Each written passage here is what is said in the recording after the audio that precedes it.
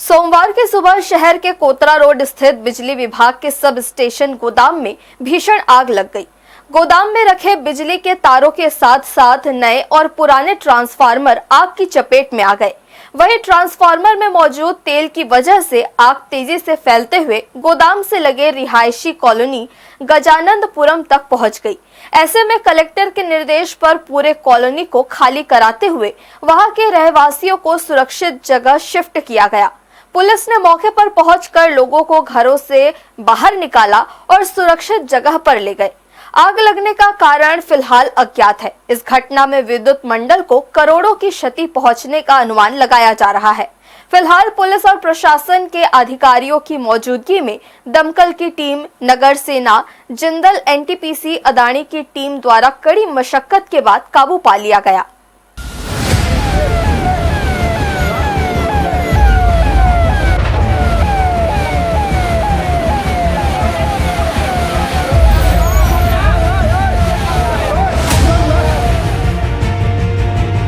उधर वो सब पब्लिक उधर ही कर रहा है। घर तो घर सुनो, निगम वाले लोग कहाँ हैं? निगम के साथ निकालो और इनको कहीं भी भिजवाओ।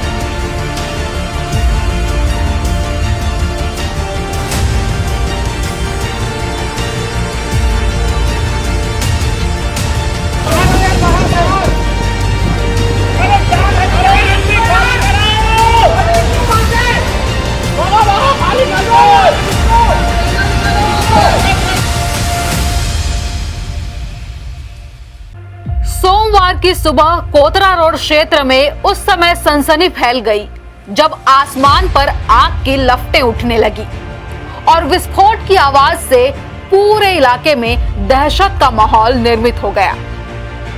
दरअसल सोमवार की सुबह कोतरा रोड स्थित सब स्टेशन के पावर हाउस, जहां ट्रांसफार्मर स्टोर करके रखे जाते हैं, वहां अचानक आग लग गई। चूंकि ट्रांसफार्मर में ज्वलनशील ऑयल रहता है, लिहाजा आग को फैलने में देरी नहीं लगी और देखते ही देखते एक एक करके कई ट्रांसफार्मर आग की चपेट में आकर स्वाहा हो गए। कोतरा रोड हीरापुर स्थित विद्युत विभाग के स्टोर में लगी आग की भयावहता का एहसास इसी बात से लगाया जा सकता है कि अग्नि दुर्घटना के बाद आसमान में उठ रहे काले धुएं पूरे शहर में दिखाई दे रहे थे। ऐसा प्रतीत हो रहा था मानो आसमान पर काले बादलों ने कब्जा कर लिया हो। इधर जब तक फायर ब्रिगेड की गाड़ियां आग बुझाने के लिए मौके पर पहुंचती, तब तक काफी देर हो चुकी थी। शुरुआत में आग पर काबू पाने के लिए दमकल की गाड़ियां आग बुझाने में नाकाम रही। ऐसे में जिंदल, अदानी और नगर निगम से दमकल की गाड़ियां मंगानी पड़ी, मगर तब तक आग ने विकराल रूप धारण कर लिया था और उसकी लपटें सब स्टेशन से लगे गजानंदपुरम कॉलोनी तक पहुंच गई और वहां भी अफरा तफरी मचने लगी। सूचना मिलते ही पुलिस की टीम मौके पर पहुंची और लोगों को एहतियातन घरों से बाहर कर सुरक्षित निकालना शुरू कर दिया गया। इसी बीच कलेक्टर और एसपी भी मौके पर पहुंच गए और हालात का जायजा लिया। आग की भयावहता और मौके की नजाकत को देखते हुए कलेक्टर ने एसडीएम को कॉलोनी खाली कराने, मकानों में रखे सिलेंडर्स बाहर निकालने और कॉलोनी वासियों को नजदीक के होटल, लॉज और धर्मशाला में शिफ्ट करने के निर्देश दिए ताकि कॉलोनी में किसी तरह की अनहोनी ना हो सके। आज सुबह करीब 10 बजे खबर मिली, 10 से 10:15 के बीच की हमारा जो कोतरा रोड में एरिया सब स्टेशन CSPDCL का है, उसमें कुछ धुआं आ रहा था उसके बाद करीब 10:30 बजे तक उसमें आग की लपटें दिखने लगी। उसके बाद करीब 10:30 और 11 बजे के बीच जो जिला प्रशासन का जो डिज़ास्टर रिस्पांस मैनेजमेंट टीम है वो मौके पे आ गया। सभी जो यूनिट्स को मोबिलाइज़ किया गया। हमारा जो सबस्टेशन है जहाँ पर काफ़ी मात्रा में केबल्स और ट्रांसफार्मर्स पड़े हुए हैं, उसमें आग लगी। आग का कारण अभी नहीं मालूम है। पहले आग को बुझाने का काम किया जा रहा है। इस तरह जो किस कारण आग लगा, कितना नुकसान हुआ, उस सब का आंकलन बाद में किया जाएगा। हमारा उद्देश्य यही है कि सभी लोगों की जान सुरक्षित रहे और माल जितना कम से कम नुकसान हो उतना वो रहे। आग पे इलेक्ट्रिकल फायर है, ये नॉर्मल फायर नहीं है। इसमें फोम और पानी दोनों से काबू का प्रयास किया जा रहा है। जैसा आप देख सकते हैं पूरा जिला प्रशासन, एसपी साहब, सभी लोग यहाँ पर हैं। हमें अगल बगल के ज़िलों से भी उनके फायर इंजन और फायर टैंकर्स आ रहे हैं। हमारे पास खुद फोम जनरेटर हैं, फोम जनरेटर को भी हम लगाकर इस पर काबू पा रहे हैं। ये जो कॉलोनी एक गजाननपुरम नाम की कॉलोनी है जो इससे लगा हुआ है। हवा का डायरेक्शन इस प्रकार है कि गजाननपुरम की कॉलोनी की बाउंड्री से जो लगे हुए ट्रांसफार्मर्स हैं उस यार्ड में, उससे आग लगते हुए आ रही है। एहतियात के तौर पर पहली रो और दूसरी रो को कॉलोनी के हमने खाली किया है। खाली करने का मतलब है सभी घरों से गैस सिलेंडर हटवा लिए गए और जो घर के जो भी नागरिक हैं जो उन घरों में रहते हैं उनको वहाँ से दूसरी जगहों पर शिफ्ट किया गया है।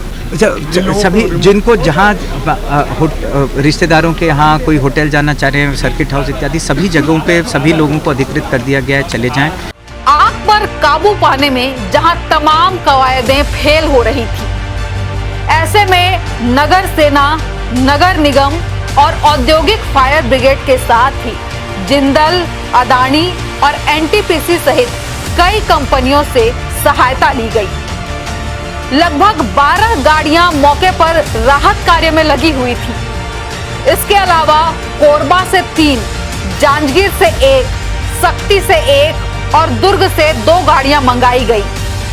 इसी तरह अग्निशमन विभाग और सीएससीबी की टीम मिलाकर लगभग 200 जवान राहत और बचाव कार्य में जुटे हुए थे।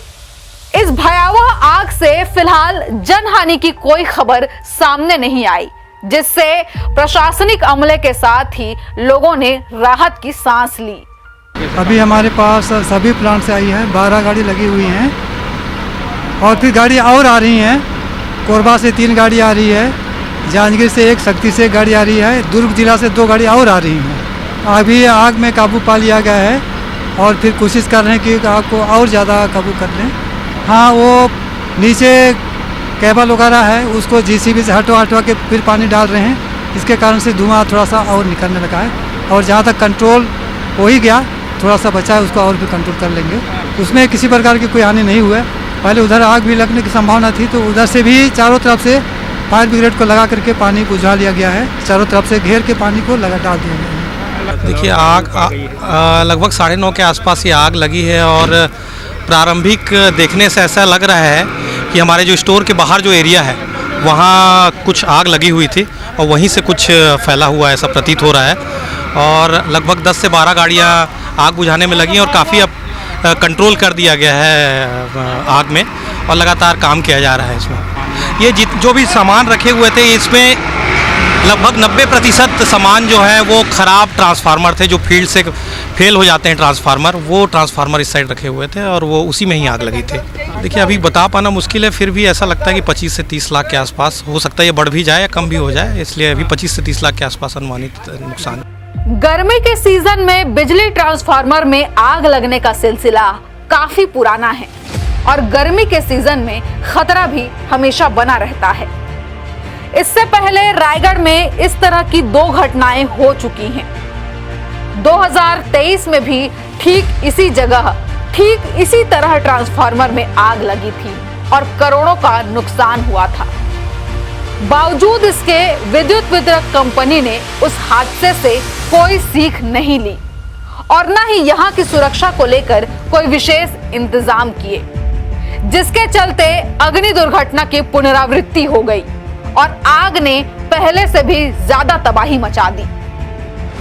बिजली विभाग के ट्रांसफार्मर गोदाम में लगे इस आग का असर अब पूरे गर्मी के सीजन में पड़ेगा। इस साल तो मार्च महीने में ही सूर्य की किरणें अपनी प्रचंडता का एहसास कराने लगी हैं और तापमान का पारा 40 डिग्री तक पहुंचने को है। ऐसे में इस साल अप्रैल और मई महीने में क्या हालात होंगे, इसका अंदाजा अभी से लगाया जा सकता है। ऐसे में जरूरी है कि मौसम के तेवर को देखते हुए विभाग अपनी तैयारी दुरुस्त रखे।